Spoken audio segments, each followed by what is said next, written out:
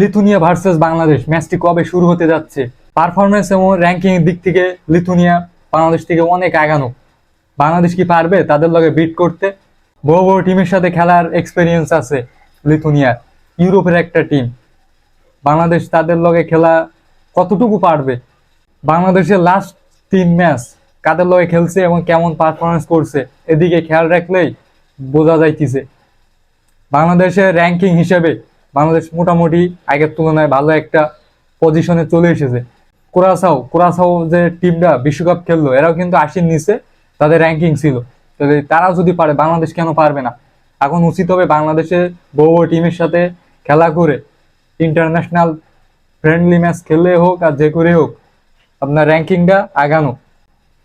Ranking যদি আগাতে পারে অবশ্যই আপনার কোরাসাও যদি পারে বাংলাদেশ কেন পারবে না? আর ম্যাচটা কবে শুরু হবে এখনো সেরকম নির্দিষ্ট ডেট জানানো হয় নাই, অফিসিয়ালি জানানো হলে অবশ্যই জানতে পারবেন।